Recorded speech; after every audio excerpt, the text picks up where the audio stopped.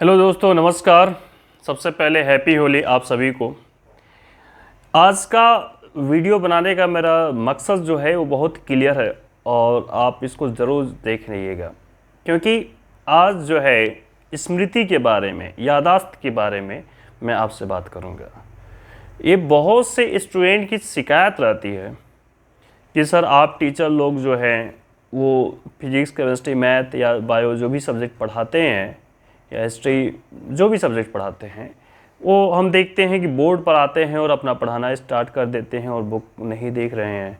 मतलब ये तो क्लियर है कि उनको वो सारी बातें याद हैं, इसमें कोई शक नहीं है। अब याददाश्त के साथ में जो है बौद्धिक क्षमता, इसका यूज़ मैथमेटिक्स के टीचर, फिजिक्स के टीचर कुछ ज़्यादा ही करते हैं। बाकी और विषय के सब्जेक्ट के टीचर के बारे में तो मैं नहीं बोल सकता उतना, क्योंकि वहाँ पर ज़्यादातर चीज़ें याद से रिलेटेड होती हैं, स्मृति से रिलेटेड होती हैं। तो कमाल की बात यह है कि अगर हम स्मृति को सही करना चाहते हैं तो कुछ चीज़ को समझना बहुत ज़रूरी है कि चीज़ों को हम कैसे याद रखें, क्योंकि अगर चीज़ें याद नहीं रहेंगी तो कंपटीशन बढ़ते जा रही हैं, चीज़ें बिल्कुल भी समझ में नहीं आ रही हैं।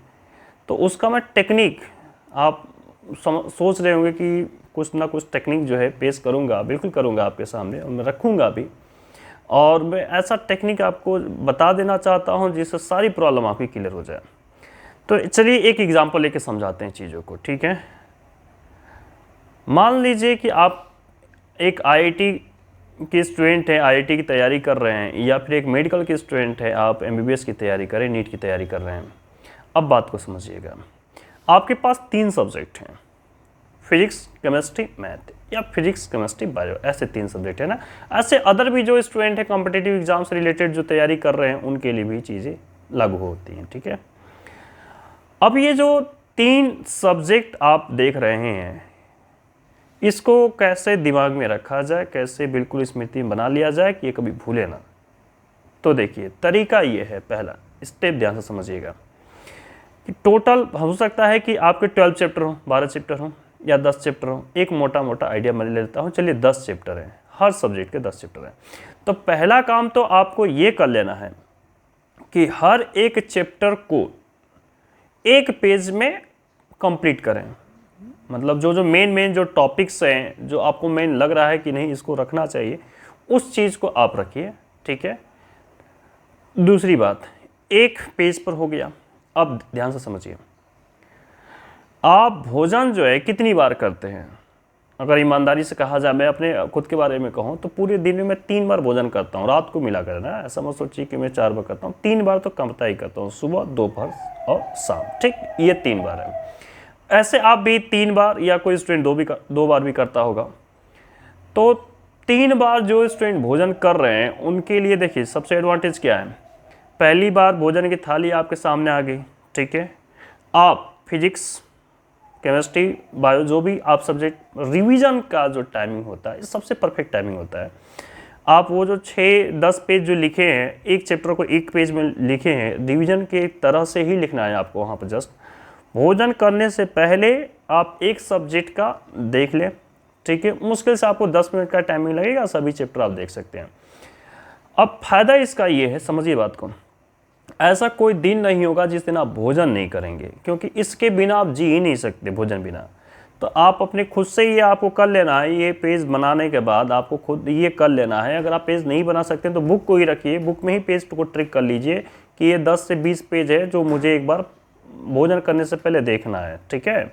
अगर आप महा आलसी हैं मेरी तरह है, ठीक है ना, मैं तो बहुत आलसी हूँ, तो आप ये काम कर सकते हैं कि बुक का ही पेज नंबर ट्रिक कर लीजिए कि ये पेज, और भोजन जब भी आपके सामने आगे आए तो 5 मिनट रुक कर पहले उसको देखना है, उसके बाद ही भोजन करना है।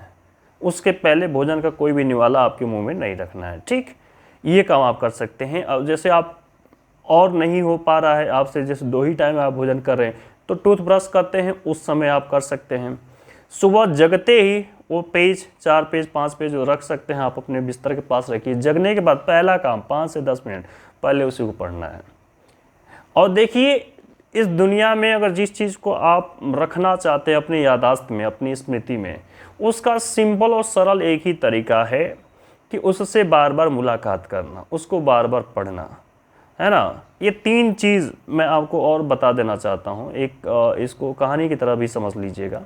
एक क्वेश्चन है कि रोटी क्यों जली, पान क्यों सड़ा, घोड़ा क्यों लड़ा, और तीनों का एक ही जवाब है कि ये तीनों पलटे नहीं गए टाइम से। वक्त से नहीं पलटेंगे तो रोटी पकाते समय जल जाती है।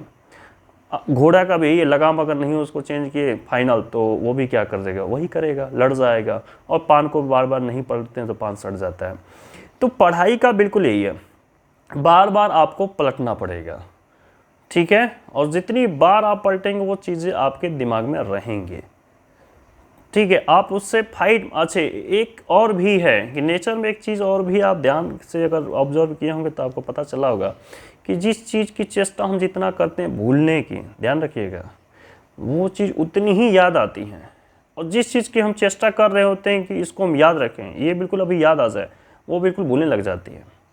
तो ये एक गेम है, इसको भी समझ लेना आपको ज़रूरी है कि आपको ये बार बार देखने से याद तो हो जाएगा, पक्का है। लेकिन उसके दिन में भी आप अपने कहीं चल रहे, कहीं टहल रहे हैं, सो रहे हैं, लेट रहे हैं, तो उसके बारे में सोचिए, है ना। भूलने से ही सोचिए उसको ऐसा मानिए कि हम इसको भूल जाना है, और भूलने के चक्कर में वो भूलेगा नहीं, आपको याद रहेगा। तो इस तरह से आप अगर पढ़ते हैं, मेरी बातें आपको अच्छी लगती है, पसंद आती हैं, तो प्लीज़ मेरे वीडियो को लाइक सब्सक्राइब कीजिएगा। बहुत टाइम बाद आपके साथ में आ रहा हूँ, मेरे चैनल को, इस चैनल को प्यार दीजिए। बहुत बहुत धन्यवाद, नमस्कार।